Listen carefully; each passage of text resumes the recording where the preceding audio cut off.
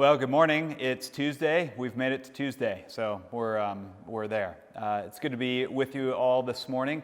I just wanted to share a quick story with you. Every Monday, before all of this happened, every Monday, Eric and Josh and I would take a walk. So we'd go for a walk together, walk up to the post office, and there's this dilemma that we have, and it has to do with the crosswalk. We get to a crosswalk, and if the hand is up, the red hand that's up, I'm not going to reveal names. One of us, one who's faking a mustache, won't allow the other two to walk across the street. Even though there are no cars in sight at all, ever, anywhere, he won't allow us. So we stand there with Eric, wasting our precious time as the hand turns to the little white walking person.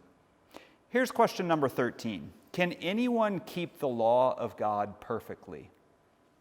Maybe Eric would say, well, I am, but then he also lets other things go. We won't get into those things. That's a different time. But here, the question is, can anyone keep the law of God perfectly? Think about that. Just consider that question this morning. Can anybody keep the law of God perfectly? Here's the answer that's given in the Catechism. Since the fall, no mere human has been able to keep the law of God perfectly, but consistently breaks it in thought, word, and deed. Right? All the way back to the fall. This happened all the way back in the garden with Adam and Eve. In fact, Paul tells us in Romans 3, this is somewhat discouraging. He's quoting a psalm, somewhat discouraging. He just comes out and says, none is righteous. No, not one. No one understands. No one seeks God.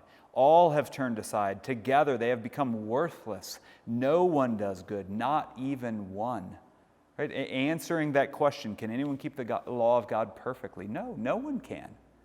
Right? Now, here's the beautiful part of that. That answer isn't left hanging. Right? The question and answer isn't left hanging. The gospel is inserted in here beautifully, isn't it? Think about this. This is the reality of humanity. You and me and also Eric are in a place where we cannot keep the law of God or the law of man perfectly. We're made to be in relationship with God, and He's given us a way to be in relationship with Him. It's clear.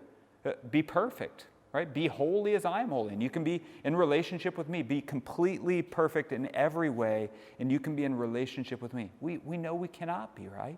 So there's an insert here for the gospel to be beautifully seen. And I think Paul wraps this up beautifully in Romans 5, where he says, in verses 8 through 11, he says, "But God shows His love for us in that while we were still sinners, Christ died for us. Since therefore we have now been justified by His blood, much more shall we be saved by Him from the wrath of God. For if while we were enemies, we were reconciled to God by the death of His Son, much more, now that we are reconciled, shall we be saved by His life. More than that, we also rejoice in God through our Lord Jesus Christ, through whom we have now received reconciliation." Think about that. The question, can anyone keep the law of God perfectly? The short answer is no. But thanks be to God that we have Jesus. And that's how Paul ends. 3 R's in that passage we just read. Rejoice. We can rejoice that Jesus has come and died. And we rejoice because we've received reconciliation. We've been brought near to God because of what Jesus has already accomplished. Can anyone keep the law of God perfectly? No, but Jesus has. Consider that this morning.